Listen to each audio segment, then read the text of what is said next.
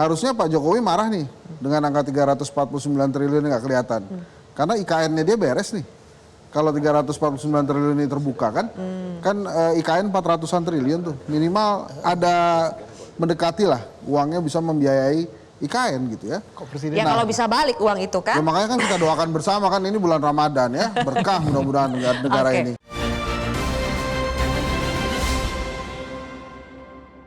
Dipersembahkan oleh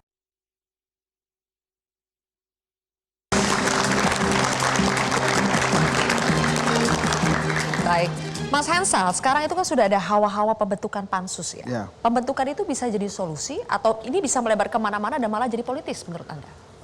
Pansus satu hal menurut saya, dan itu memang bisa sangat tajam nanti hasilnya kalau memang berani, tidak seperti malam ini ya, gitu ya. Kalau malam ini masih ada yang takut-takut ya? Ya agak deg-degan lah kan, contohnya aja Pak Susno aja kan juga jaga-jaga. Gitu. Di sini kan yang berani Pak Kurnia aja. Gitu. Nah, nanti mudah-mudahan kalau pansus juga lebih tajam. Tapi intinya begini Mbak, trust publik kepada pemerintah itu harusnya segera dipulihkan. Dengan cara? Dengan cara ya ini dibuka terang benderang, transparan gitu ya. Harus ada tersangkanya ya tidak? Oh kalau tersangkanya nanti Pak Susno aja yang jawab. Gitu tersangka ya? Itu wajib Pak. Nah itu wajib, tapi gini menurut saya, harusnya Pak Jokowi marah nih dengan angka 349 triliun nggak kelihatan. Karena IKN-nya dia beres nih.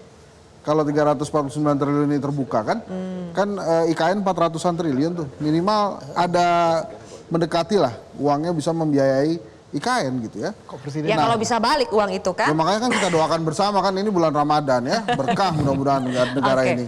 Nah kemudian saya menilainya ternyata di dalam pemerintahan itu juga terkena virus gelombang perubahan.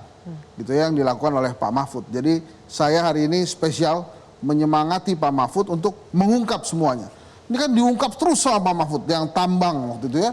20 juta dibagi-bagi itu enak tuh kita dapat tuh rakyat katanya.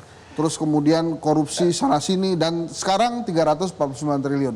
Jadi mudah-mudahan Pak Mahfud lebih berani dan kalau memang ada datanya, ya karena beliau adalah Menko Polhukam dan pasti tidak sedang bercanda, kita tunggu langkah Pak Mahfud. Iya Mbak Silva. Iya, Pak Stop. Saya pertama mengapresiasi Pak Mahfud. Pak Mahfud itu bukan menteri sembarangan. Beliau Menko senior dan sudah pernah menjadi ketua MK. Ini gaya beliau memancing. Dan saya berterima kasih juga kepada PPATK. Karena angka PPATK itu akurat, apa yang disampaikan Pak Mahfud itu akurat. Tetapi Pak Mahfud bukan penyidik. PPATK bukan penyidik. Ini sebenarnya gaya-gaya dia melempar bola. Ibarat pemain, ya, bola dia lambungkan, melewati garis tengah, tinggal bagaimana striker kita memasukkan bola ke gawang. Tinggal digolkan saja. Kenapa? Jumlah angkanya sudah, siapa yang bertransaksi sudah, masuk ke bank mana sudah. Dan nama-namanya juga sudah ada kan. Dan saya yakin ini dari perusahaan yang gede. Nah, tinggal nanti beliau dengar pendapat. Menurut Pak Susno, setelah bola dilambungkan, saya yakin gol cepat atau lambat Komisi 3 akan membuka ini seterang-terangnya. Pak Kurnia ngawasin. Kita catat, kita tunggu janjinya. Catat. Karena apa? Karena ini sudah menjadi perhatian publik yang besar. Dan yang kedua, kalau ini sampai tidak bisa tertangani, kepercayaan publik, utamanya terkait dengan keuangan dan juga aparat penegak hukum makin menurun. Nah, apalagi kita sudah masuk tahun politik. Iya.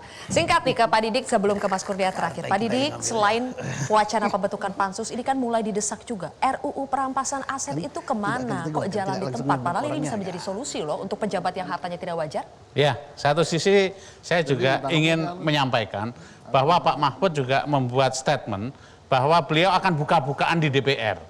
Karena dianggap itu sebagai ruang yang tepat. Saya pikir saya menyambut baik, karena itu adalah media yang tepat bagi Pak Mahfud untuk menyampaikan apa yang sesungguhnya terjadi. Sehingga kami di DPR, Komisi 3 maupun komisi lain, ataupun gabungan komisi, bisa kemudian mendalami, kemudian memvalidasi, dan kemudian membongkar atau melihat apa yang terjadi dan sesungguhnya, sehingga memberikan rekomendasi dan keputusan yang tepat.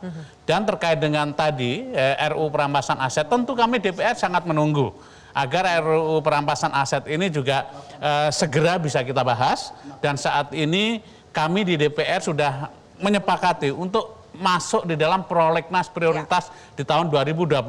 Oke. Saat sekarang RUU-nya dan naskah akademiknya sedang diharmonisasi di pemerintahan. Baik. Mudah-mudahan ini segera dikirim ke DPR, kami segera akan bahas, mengingat bahwa salah satu hal yang poin penting bahwa kejahatan keuangan, kejahatan ekonomi ini adalah kejahatan yang sophisticated begitu ya, kita yang berikan tepuk tangan melibatkan untuk Pak financial Didik. engineering dan legal engineering. Terakhir Mas Kurnia, ada statement dari Pak Mahfud, kita noleh kemana saja itu ada korupsi. Apa yang bisa kita lakukan sekarang? Toh ini aja susah? Statement itu ketika dibaca Pak Mahfud sedang bermain peran sebagai juru bicara netizen. Karena itu yang disuarakan oleh masyarakat dan Pak Mahfud lupa posisinya sebagai Menko Polhukam. Di mana salah satu sumber permasalahan utama pemberantasan korupsi, mohon maaf selain ada di DPR dengan program regulasi, ada di Istana Negara. Dan ada di banyak kementerian, itu satu hal. Kemudian yang kedua, kalau kita bicara dalam konteks kasus terkini Mbak Sil, tidak sulit sebenarnya bagi KPK untuk membongkar. Misalnya, kalau KPK menggunakan laporan PPATK, ada 2 tindak pidana korupsi yang mungkin dijadikan predikat crime. 1 gratifikasi, 2 tindak pidana suap. Tinggal minta kepada PPATK bagaimana rekam jejak transaksi mencurigakannya. Panggil wajib pajak Rafael ketika Rafael menjadi petugas pajak. Itu menjadi kunci karena kombinasi antara korupsi dan pencucian uang menjadi pintu masuk yang paling ditakutkan oleh koruptor. Selain itu tentu kita menunggu perampasan aset yang sebenarnya Mbak Sil, naskah akademiknya sudah ada dari tahun 2012.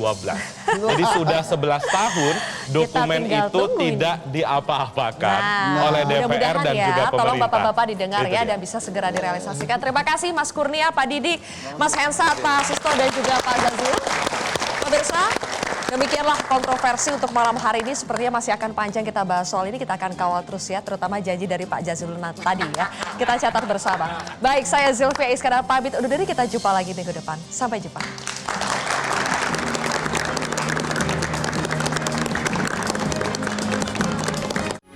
Metro TV